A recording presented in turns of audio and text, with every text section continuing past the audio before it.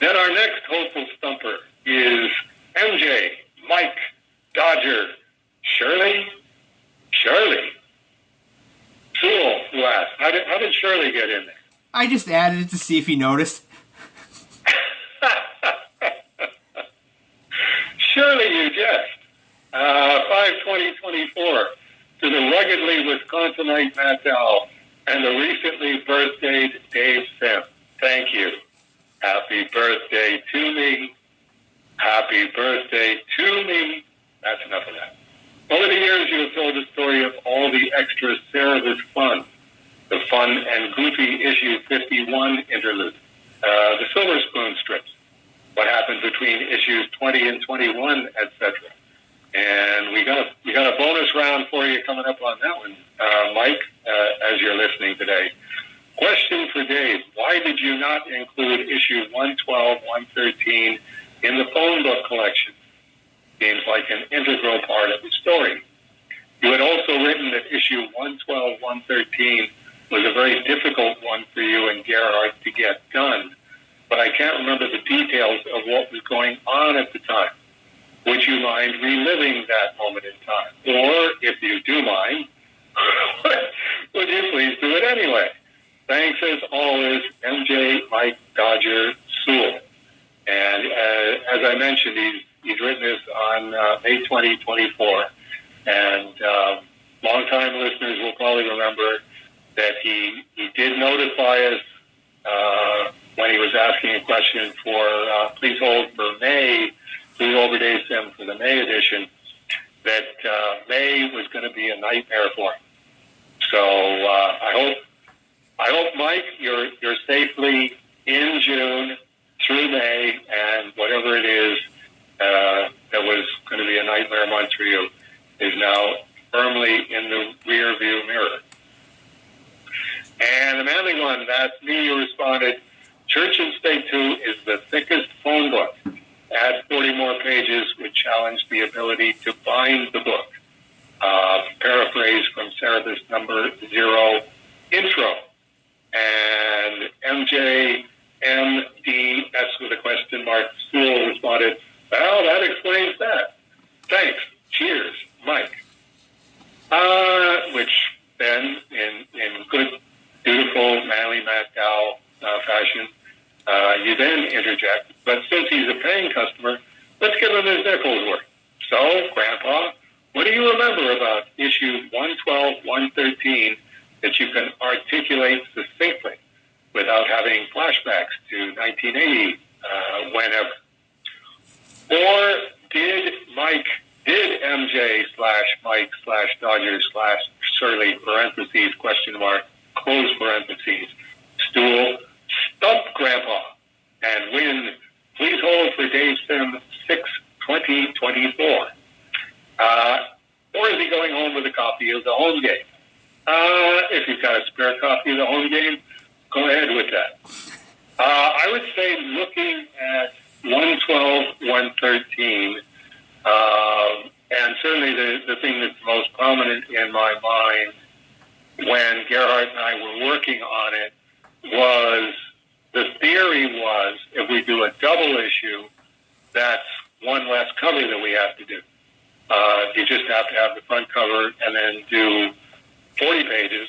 You're going to do 40 pages anyway. And you don't have to do a cover for the second 20 pages, which is a bit of a holiday.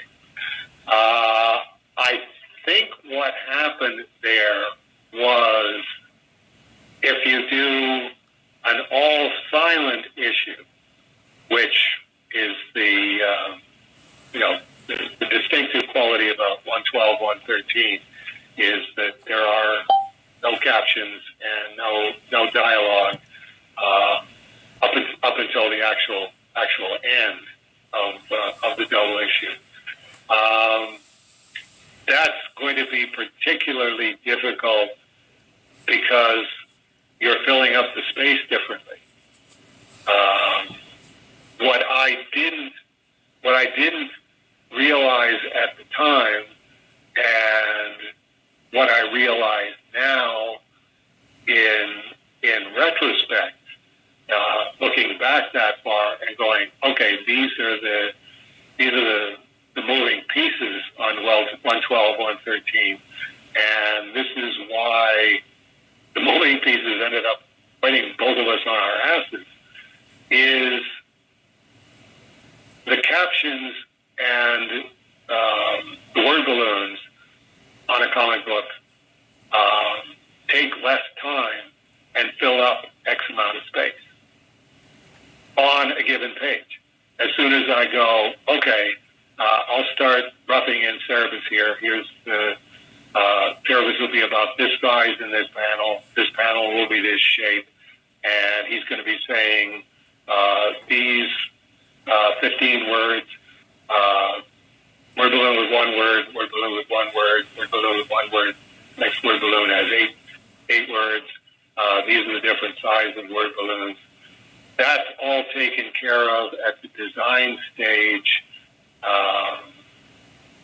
in 2 minutes, 3 minutes. If I know what he's going to say and I know the effect that I want the image to have and the attitude that I want it to have, that's all established.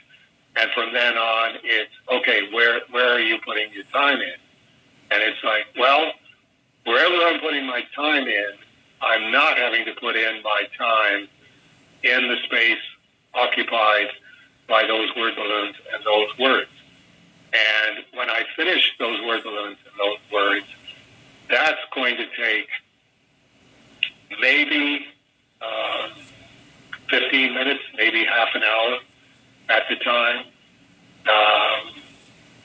closer to 15 minutes, depending on the size of the caption, how many words are in the caption. You know, if the point of it is, you know, dense pack, Cerebus going berserk in his head, and it all has to be lettered, obviously that's going to take a lot more time. But the average series of word balloons, the average caption, it's a lot of white space. It's basic lettering, and it's pretty fast and easy to do. Once I've got Cerebus penciled and inked in all of the panels, and I've got the lettering on there, there's X amount of carpet that Gerard doesn't have to worry about. Doesn't have to concern himself in any way, shape, or form. He just has to go, okay, how do I make it look, this is the environment that he's supposed to be in. What does the environment look like? Where's the horizon line? Where's the vanishing point? Here's the perspective. Now start roughing in. Here's the floorboards. Here's a picture on the wall. Whatever it is that panel requires. And then, doing that on tracing paper and then transferring it, there's a lot of detailed work that he's already done on the background that he's not going to have to worry about again, because it's where the caption is and where the word balloon is. And the same thing with me. It's like here, each of the panels is the same size. It's a very, very picket fence composition to 112, 113. So each panel, if it doesn't have word balloons, if it doesn't have captions in it, it's going to fill up. All of that space has to be filled up with either character and background, and absolutely no area of it is already taken care of. So consequently, you multiply that by 6 panels per page and 40 pages, and it's okay. If it had had conventional word balloons and captions in the story, even just conservative estimate, out of the 240 pages, probably you didn't have to draw, or the 240 panels, you didn't have to actually draw the equivalent of, let's say, 100, 80 panels. 80 panels. So let's say a third of the square footage didn't have to be penciled and inked. It just had to be lettered. And so consequently, you're doing a comic book that is two comic books that are at least 50% more drawing than you're used to. And it's like, if you sit down and think about it, Dave, you would have seen that, and then go, well, okay, let's try and figure out something where we can still do a silent issue, but let's cover up or only fill up roughly what I would guess is the same amount of space in the average 40 pages that we're doing. But that's one of those. No, I definitely want a specific effect to the epilogue to this mammoth church and state, and this is what I think it needs to be. I think it needs to have this metronome quality. It has to be completely silent, and it has to be all drawing and just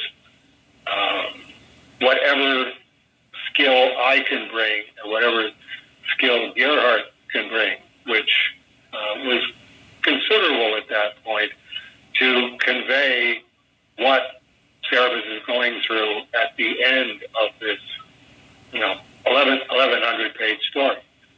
So I suspect even if I would have figured out what I was doing to myself and what I was doing to Gerhardt, I would have gone, well, okay, it's only this once. We definitely didn't do any more double-sized silent storylines, you know. Well, and thinking back on it, the end of Church and State 2, he goes to the moon, and once he gets to the moon, Cerebus doesn't talk. I mean, the judge reads his mind and says what he's thinking type thing, but it very much, I mean, he is silent for however many of the issues that was when he was on the moon. So you were kind of keeping that same motif. And, as Heidi MacDonald so aptly put it, the ending of Church and State just too darn cosmic, and it's, it was kind of a mind blower of, this is, the origin of everything, take one, and it works really well as a, he came back from this monumental cosmic event, and yeah, it's not like he ran into Lord Julius and they started cracking jokes. It was, no, he's very much quiet. Right. And going back, that effect of okay, there were other people here. The last time that Cerebus was here, he wasn't here by himself, and that is a very, very esoteric and specific experience that I think everybody has. But as you were talking about earlier, there are things that you experience as a writer and go, okay, I have to remember this contextual experience and textual experience. This experience has a texture to it that I don't think I could describe in words, but pedal to the metal, I think I could probably draw this, and particularly having a Gerhardt there, where it's like, well, okay, when Cerebus is feeling this isolation, then it's like, well, okay, X number of these panels, he's just really, really tiny, and the whole foreground is empty hotel, empty hotel, empty hotel, empty hotel, multi-level, and just from the other perspective than Cerebus' own perspective. and being able to face it.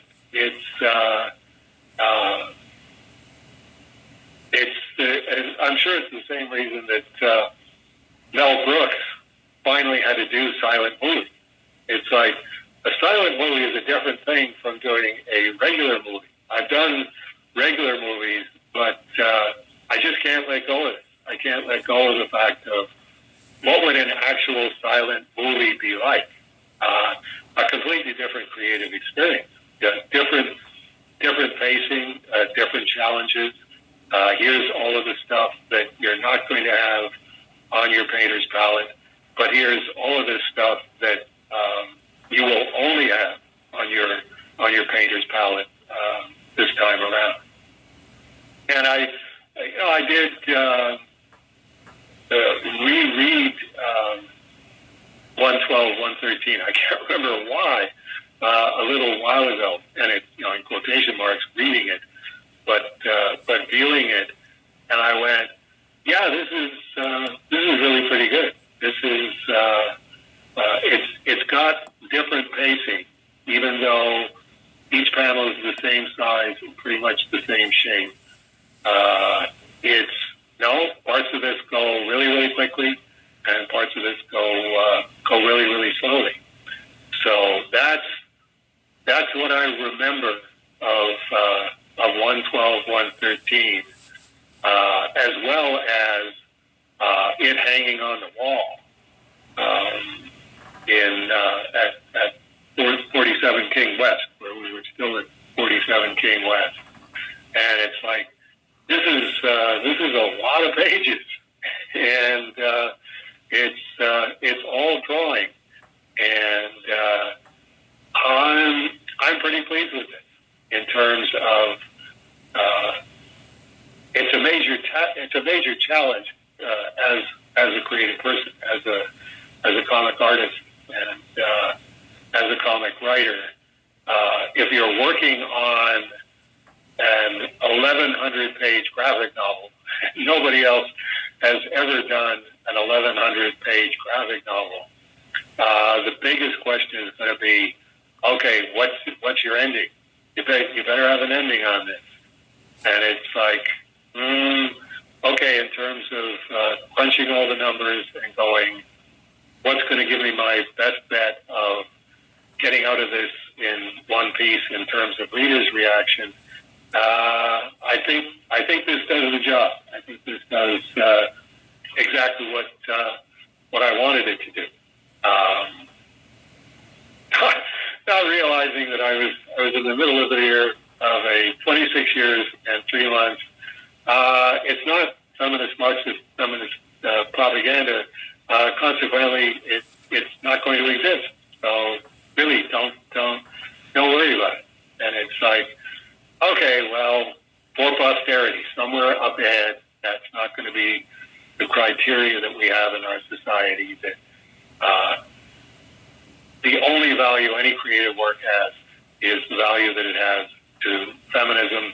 If it doesn't have value for feminism, then it doesn't exist and doesn't deserve to exist.